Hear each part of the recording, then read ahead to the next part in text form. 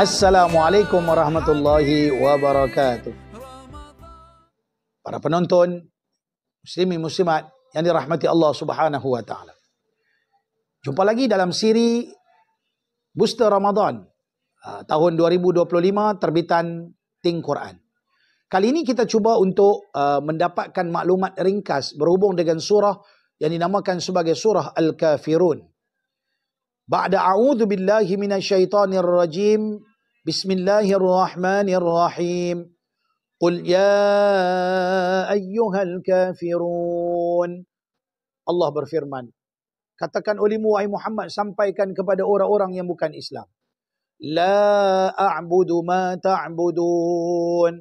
Aku tidak menyembah apa yang kamu sembah. Wala antum 'abiduna ma a'bud. Dan kamu juga tidak menyembah apa yang aku sembah. Wala ana 'abidum ma 'abadtum. Dan aku tidak pernah menjadikan sesuatu penyembahan seperti mana yang kamu sembah sebagai penyembahan aku. Wala antum 'abiduna ma a'bud. Dan kamu juga tidak pernah menjadikan apa yang aku sembah, yakni Allah, sebagai bentuk penyembahan kamu. Kesimpulannya, lakum dinukum waliyadin. Agama kamu, agamaku. Jadi agama kita masing-masing. Sadaqallahul azim. Muslimin yang dirahmati Allah.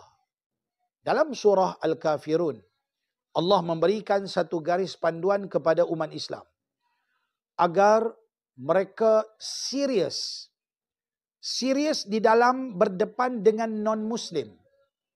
Apabila sesuatu yang melibatkan soal agama, kita tidak menghina mereka, mereka tidak perlu menghina kita.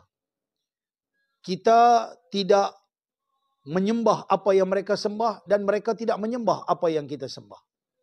Cara hidup mereka adalah cara hidup mereka, cara hidup kita adalah cara hidup kita. Kita tak perlu mengikuti jejak langkah dan cara hidup mereka, dan mereka kalau tak mau mengikuti jejak langkah cara hidup kita pun ikut suka mereka. Kerana agama mereka, agama kita, agama kita. Maka tidak ada penyertaan, tidak ada share dalam ibadat kita beserta dengan ibadat mereka.